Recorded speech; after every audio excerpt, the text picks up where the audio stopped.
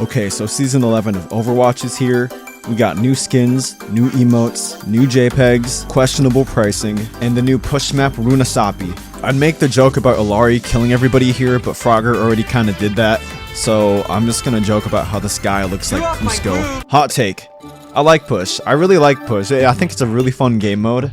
I know a lot of people don't like it. I know that a lot of people are like, oh man, this game mode sucks. This is trash. This needs to freaking get out of here. Bring back 2 CP. Like that's any better. But I actually really like it. I like the back and forth between the teams. The little tug of war we got going on. It feels a little deathmatchy, but I kind of like that, if that makes sense. Maybe my priorities in the wrong spots, but I just really like the game mode. I'm like one of the only 5 people who have ever said that. But anyways, and I'm really glad push is getting more maps added into the rotation. I love push, and I'm really happy. The maps look pretty themselves. They're really fun to play, in my opinion, and they're just really well made and detailed. I have a deep appreciation for maps. I think if a map is really good, obviously if a map is good, it's fun to play on. I think everybody comes to that conclusion.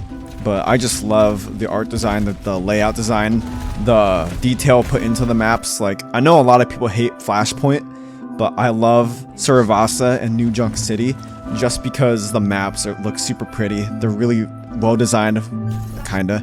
Well made, lots of detail. They just look so pretty to look at. Sometimes I just boot up a game where it's Flashpoint, it's New Junk City or Saravasa, and I just walk around and look. I look at the buildings, I look at the scenery, I look at the details. I have a big appreciation for the map makers. I can't wait for the new maps coming soon. Especially that Hanamura remake. That map looks so fun. Junkrat's also kind of a map dependent character. I mean, I'm a one-trick. I know a lot of you are one-tricks, but we gotta face the facts. He's a map dependent character, kinda, sort of. So I'm gonna be going into it about Runasapi and Junkrat.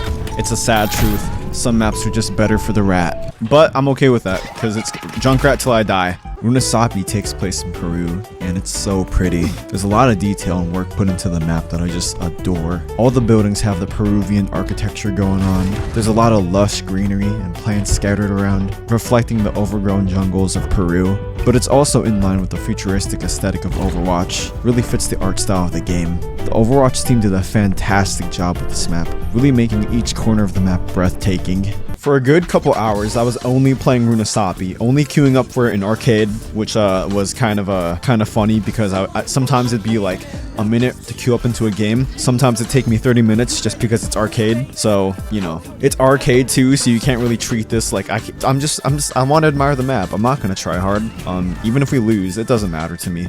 I think the map is pretty and beautiful. I was really trying to get a feel for it, really trying to see if Junkrat is a pretty good pick here, and it's about 50-50, I can't lie. The map has some pretty good closed off rooms, perfect for rat habitat, lots of cover, hefty amount of flank routes too, so you can be a little sneaky rat. It's all pretty good for Junkrat, but it gets evened out by some pretty big fat sightlines. This is literally a Widowmaker's dream. Look at this. This is like Havana 2. Ah yes, the Junkrat one-trick experience. Playing Junkrat on a map where he has no business existing. You love to see it. But I love Junkrat, and I'm not switching off because Junkrat's so much fun. So yeah, I'll put myself through this pain for science. The sightlines really make it a bad idea to stand out in the open, more than usual. Unless, you know, you got a Reinhardt or like a shield right in front of you, covering your butt. Although you probably could peek and spam down the sightlines, maybe, probably, I don't know, just try not to die. Kinda depends how good their DPS are, you know, if they can actually aim. If they got hit scan DPS who are pretty good, you're gonna be playing Respawn Simulator if you don't go behind cover. Hey, let's play a fun game, let's play hide from the sniper. Hello there. Not gonna lie, I did some pretty stupid stuff in this particular game in the background, but that's okay, it's okay, we're just having fun. We're trying to admire the scenery. Pretty much how I played around this map was just sticking to the little rooms, the little Junkrat areas, and playing around this little jump pad too. It's a weird spot because it's in the middle of the map, but it's kind of fun. I like the little addition, this little trampoline. This is kind of what I meant when I was doing some stupid stuff. That was a pretty huge tire right there, but it's okay because my supports just dump everything into me and just keep me alive, and that I should not have walked away alive, but guess what? That's what happens when 2 supports pocket you.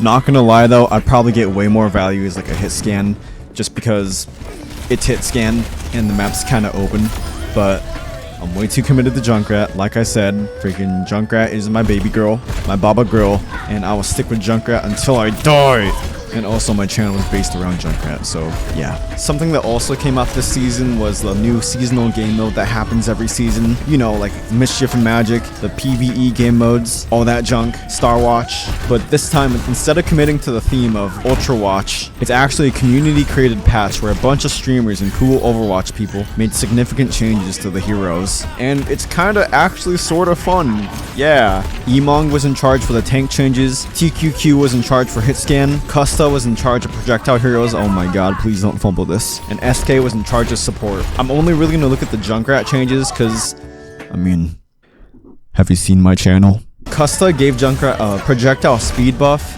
and I don't know what happened with Tyre, man. This thing is freaking unusable. Like, look at this. I don't know what the hell they were cooking for Junkrat, but this isn't it. They freaking burnt whatever they were cooking. This is not cool. I have no idea what they were on, but the stats for the Tyre are so weird. First of all, you have no control over it. It just goes, and apparently it was supposed to be different, but when the Overwatch team was putting it in, I guess there was a mistranslation or something, but it does not work the way how I thought it would. It goes like in a straight line, and that's about it. You can detonate it, but you can't control it, you can't maneuver or anything. It just kind of has a mind of its own, and half of the time it dies anyways because it gets one shot. Yeah, the Tyre sucks, but I'm cool with the faster grenades for Junkrat. They gave Pharah a projectile speed buff, and I'm surprised they never gave Junkrat one, because it's honestly kind of fun. It makes air shots so much easier to hit. I wouldn't be against this being an actual change in the game. Honestly, what would have been real funny and kind of a sick joke in a way, if for the community changes for Junkrat, they gave him back his 2-tap. That would have been funny in a very depressing way. Besides the community changes we also got, drumroll please, the actual balance patch. This is a really weird patch in my opinion. Just playing the season, it just felt off. Like, it's undescribable how the changes make me feel still. Even after, like, has it been like 2 weeks? Like, around there. They tried buffing tanks last season, but it ended up not really doing much of anything in my opinion. They still kind of feel the same. It's weird. It's really weird. You can still just dump everything into a tank and they still die as usual. Good job, Blizzard, thanks. The Overwatch dev team said that we're gonna giga buff them again soon, and they even buffed a couple tanks this season like Diva, Junker Queen, and Orisa. Yay. And so yeah, it's getting to a point where all these changes just kind of feel like they're kind of running in the same place. They're not really going anywhere. Like, oh, we're gonna give them a whole bunch of stuff like this passive, the freaking knockback resistance, we're gonna reduce headshot damage, all that junk, and it's really weird. I don't know. I hope they find the solutions to our questions. For the DPS roster this patch, they actually, oh my god, no way. They actually did it. They nerfed Sojourn. I can't believe this. Call my dad, call my mom, call for freaking my 6th grade English teacher that hated me for drawing in class. Yeah, I still remember you. I am sick of Sojourn. I'm glad they're taking these baby steps in the right direction to make her less oppressive. I am, like, she's just too good. Why would you play any of these other heroes when Sojourn's just like the best? She has a freaking sniper rifle, as well as she's just she's a better soldier.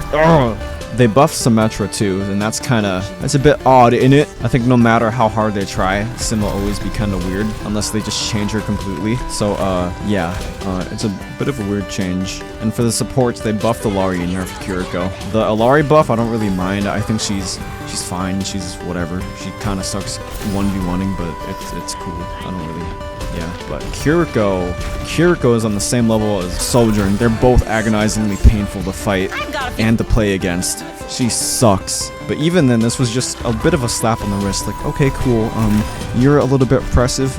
Okay, that's cool. We're just gonna hit you with a couple minor nerfs, and you're free to go. So, yeah, Overwatch dev team, please be a little bit more harsh with balancing. I think it'd be really cool just seeing the meta change up, like, completely every 2 weeks. Thanks. And there's one more thing to mention when it comes to how Season 11 is weird. Pharah. I'm so sick of Pharah. People finally figured out how to play her ever since her rework, and it's just so freaking frustrating. She sucks to fight against. as a Junkrat one trick, and as just a DPS in general. As anybody, really. Nobody likes playing against a Pharah, man. Especially a Pharah Mercy. Come on, man. This is a Junkrat's worst nightmare. I'm going schizophrenic. Each time I get into a match, I check and see if they're running Pharah to pre-gauge how much fun and suffering I'll go through. All she does is spam and sit in the skybox, way out of your reach, and her rockets move faster, so it's harder to dodge them, and it's horrible. This is so much fun. Thanks, Blizzard. Blizzard, please nerf Pharah. Please, I beg you. Do it for Junkrat Nation, and do it for everybody else who's having just as much as fun as we are. It feels really weird seeing Pharah being played so consistently in common, and I've had enough of this mosquito. Get her out of my sight. Please and thank you. I'd really appreciate that.